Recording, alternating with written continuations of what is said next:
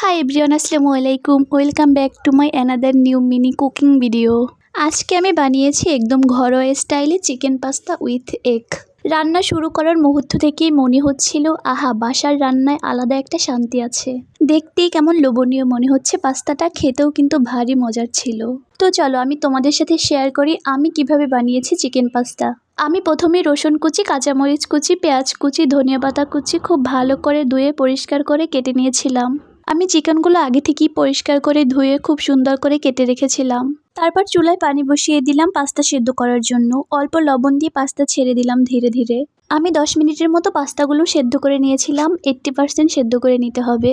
অন্যদিকে আমি একটা কড়াইতে মাংসগুলো ভাজার জন্য আদা রসুন বাটা দিয়েছিলাম, সাথে দিয়েছিলাম গোলমরিচের গুঁড়ো, জিরার গুঁড়ো, সামান্য একটু হলুদ দিয়ে মাংসগুলো খুব ভালো করে ভেজে নিতে হবে। মাংসগুলো খুব সুন্দর করে ভেজে উঠিয়ে নিতে হবে। দেন আমি সেই কড়াইতে দিয়ে দিয়েছিলাম পেঁয়াজ কুচি, রসুন কুচি, কাঁচামরিচ কুচি, সবগুলো খুব ভালো করে ভেজে নিতে হবে। ভেজে নেওয়ার পরে আমি দিয়ে দিয়েছিলাম ডিম। তোমরা চাইলে ডিমটা স্কিপ করতে পারো, বাট আমার ডিমটা ভালো লাগে তাই আমি ডিমটা দিয়েছিলাম। ডিম দেওয়ার পরে খুব ভালো করে ভেজে নিতে হবে যেন ডিমের কোনো গন্ধ না আসে।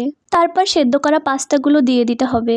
পাস্তার সাথে আগে থেকেই ভেজে রাখা মাংসগুলোও দিয়ে দিলাম। কিছুক্ষণ এপিটোপিট করে ভেজে নেব 2 মিনিটের মতো।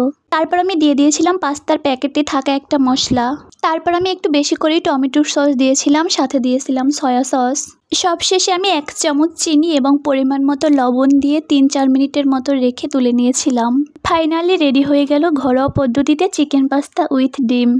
যদি তোমাদের কারো আমার ভিডিওটা দেখে ক্ষুধা লেগে থাকে তাহলে তোমাদের বাসায় থাকা অল্প উপকরণে তোমরাও বানিয়ে নিতে পারো। তো দেখা হবে নতুন কোনো ভিডিওতে। সবাই ভালো থাকবে। আল্লাহ হাফেজ।